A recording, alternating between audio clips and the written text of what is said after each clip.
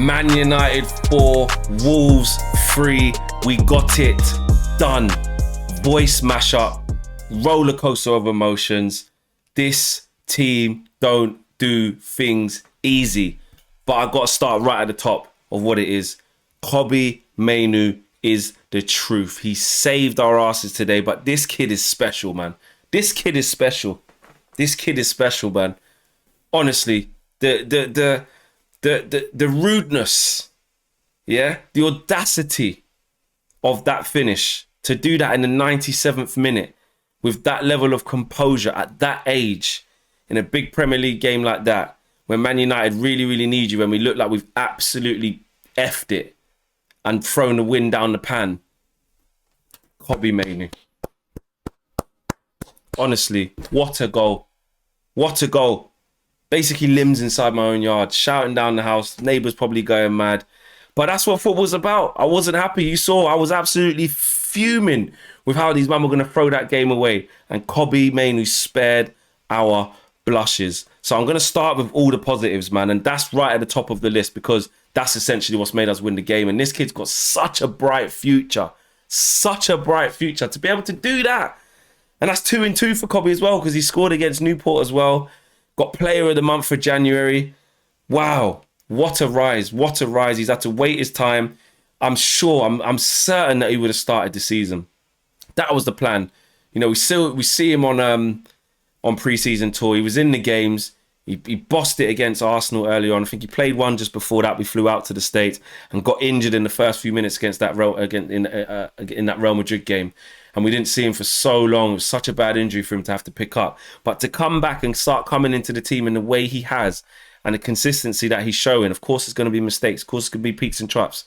But he's just been unbelievable. And that goal there, honestly, just sums him up. And you know what? You don't want to gas players up too much. You don't want to get too excited. But I'm telling you, and we all know it, he's got all the tools, he's got all the attributes to be our leading midfielder for the next 10 years. Plus, yeah?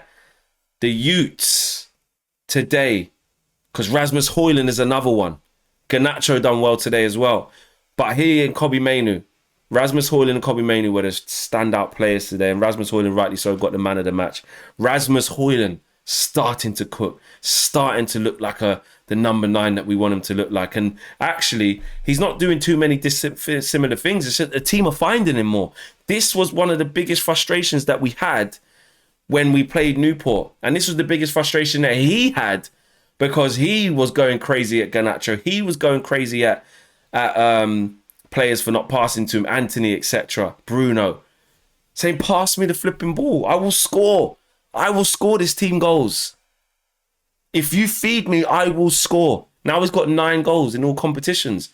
From not being able to hit a barn door and having like 5 in the Champions League, he's now starting to get more goals in the Premier League. He's now starting to find the target more frequently. Gets an assist for the first goal for Rashford as well. Top stuff. I have to address this. You know what? I said to KG, I'm not going to give him too much props, because at the end of the day, he's gone out, he's done a madness in Belfast, but Marcus Rashford shut me up. He shut me up. But good, so he should. So he should. That's exactly what he should do after the week that he had to come back and play like that.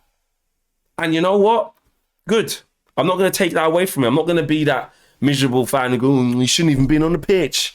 You know, I said my piece. I said I thought the ban should have been longer, or the reprimand and the punishment should have been longer. I said as soon as it wasn't, that when he starts, I want him to play well, and he better play well, because I'm on Rashford watch. I had an agenda during that game. I admit it. I had a Rashford agenda in that game right at the start, because I was onto him. I said I want to see him at it. Scores in the first 5 minutes. Fair play. Fair play. You know what I mean? He was looking for Hojlund. He kept playing the right pass with the overlap with Luke Shaw as well. That was really good to see. So I have to say that he played the game in the right way, to the point where, like KG even said, I was surprised to see him come off. Because look what happened when Anthony came on. Awful. Absolutely shocking. So I don't know why Erik ten Hag took him off in like the 77th minute or 76th minute, whatever it was. I mean, what, Rashford couldn't have played 90? But the time that he was on, he was working his socks off, getting into the position. He looked like he wanted to take on Semedo loads of times, wanted to get himself into good sort of actions and good rhythms and good moments in the final third. He was making good runs forward. He was making good runs off the ball. He was making good runs, recovery runs to get back in. As Roy Keane would say, he was just doing his job. It doesn't make you let him off the hook for what he did, but it makes it so that, look, that is in the past, and just get your head down and start delivering. It's one game, so we can't be like, oh, Rashford's back and all this stuff and it's amazing and, oh, yeah, you know, this, that and the other. But what it does mean is that he had the mentality to put that right in that moment, in that game. And I have to give him that credit in that 90 minutes because he got a goal straight away, and it's a really well-taken goal as well. So big up to him. So those are the 3 positives. What else is a positive? And Garnacho, I'm going to give him praise as well. Didn't get the goal or assist that he probably maybe should have got. Maybe not a goal, but I think he just played the game in the right way, though. Good. In the build-up to the first goal, you know, I think he passes the ball out to. No, was it the second goal? I think it's the second goal. Yeah, I think he passes the ball out to Rashford, and then Rashford waits for Luke Shaw to go on the overlap, making good decisions. And he started looking. I don't know if you guys noticed it. He looked for Rasmus Hojlund so much more today. And was a willing crosser of the ball. Didn't always get it right, but the intention was right. So those are the positives. And Scott McTominay coming off the bench and getting a goal as well, by the way. You know, if you're not going to contribute to the team and when you're starting and you're out of favour, and we know how limited you can be, he's our top scorer. He's our top scorer this season off the bench, done his job. So, yeah, fair play to him as well. The bad stuff, game management. Shocking. We saw the good, the bad, the ugly in one game from Man United. 2-0 up at half-time, cruising. And what was my reservations? What was my reservations at half-time? What did I say? I said, well, people were in the chat, in the comments saying, oh, I wish we can wish for this next week in the next game, or can we do this for the rest of the season? I said, no. Guys, rest of the season. Can we just have another 45 minutes like that so that we can actually have a 90 minutes performance? That's all I wanted, because I know what this team is capable of.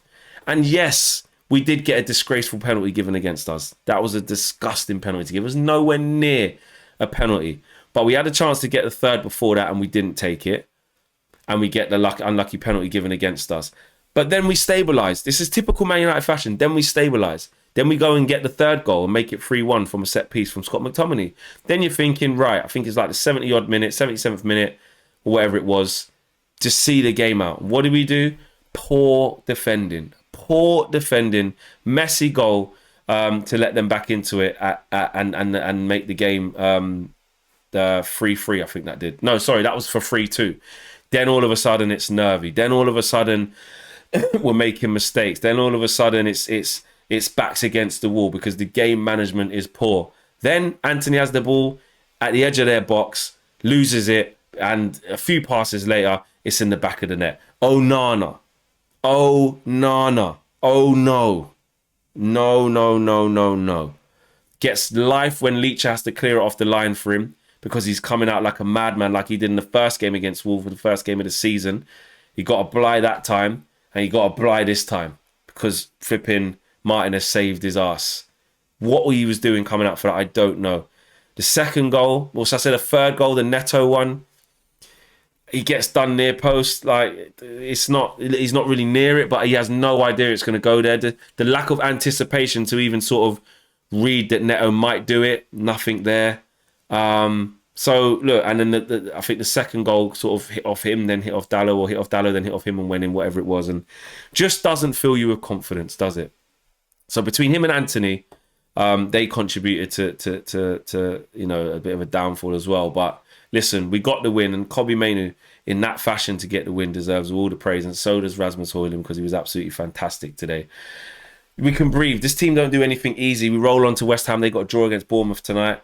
West Ham at Old Trafford. Hopefully, we can take the good out of that game and start turning it into some positives in terms of some consistency in results and performances for longer. I'm sick of just playing good for 20 minutes or 45 minutes or just 50 minutes or half an hour. I'm sick of that.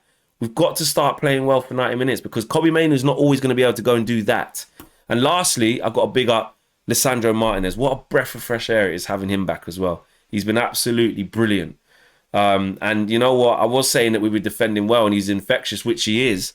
But you look at the second half performance and you sort of think, look, same old shit. And this is what I mean. Whether Casemiro's back or Martinez is back, this is why we don't just say everything's fixed when these guys are back, because we're still making the same mistakes. We just got bailed out by brilliant play and clutch Kobby.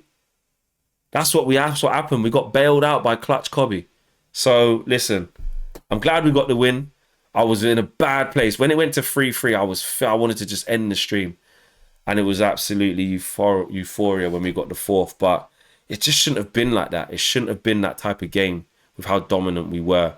Bad penalty given or bad penalty not given, that should not have happened. So, yeah. Man of the match, I'm glad Rasmus Hojlund got it. He deserved it. He did deserve it, as did Kobby Mainoo. Could have easily got it as well. So, yeah, smash a like on the video, subscribe to the channel if you are new. And also big up to every single one of you who was part of that live stream. We done record numbers, record members, record likes. You guys all got involved, and that's what we love here at the channel. So, big thanks to you guys. I'm out of here. I'm a happy bunny. We go again on Sunday against West Ham. Take care. Peace.